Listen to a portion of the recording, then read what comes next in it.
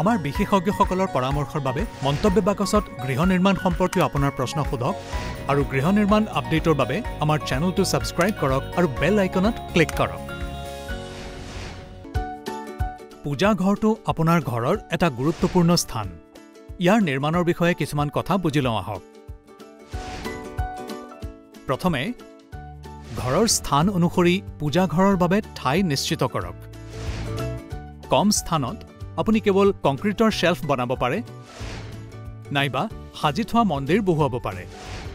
কংক্ৰিটৰ মন্দিৰ শক্তিশালী আৰু দীৰ্ঘম্যাদী হয় আৰু ই অতি উপকাৰীও হয় দ্বিতীয়তে বাস্তুশাস্ত্ৰৰ মতে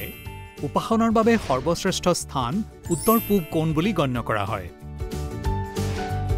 তৃতীয়টো হৈছে বৈদ্যুতিক ৱায়াৰিং মনত ৰাখিব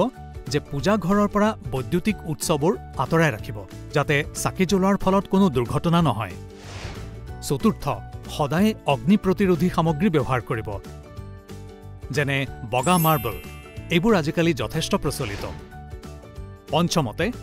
উপাসনা গৃহটো শিশুৰ হাত নপৰা ঠাইত হ'ব লাগে যদি জুই সম্পৰ্কীয় দুৰ্ঘটনা হয় জুইৰ পৰা ৰক্ষা পাবলৈ অগ্নি নিৰ্বাপক যন্ত্ৰৰ ব্যৱস্থা কৰিব লাগে আপুনি পূজা ঘৰত জালিৰ দুৱাৰো স্থাপন কৰিব পাৰে যাতে বায়ু আৰু পোহৰ সহজে আহিব পাৰে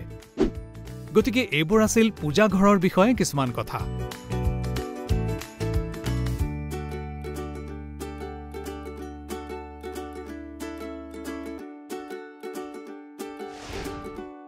যদি আপোনাৰ ইয়াৰ সৈতে সম্পৰ্কিত কোনো প্ৰশ্ন আছে তেন্তে মন্তব্য শাখাত আমাক সোধক চাই থাকক ঘৰৰ কথা আল্ট্ৰাটেকৰ তৰফৰ পৰা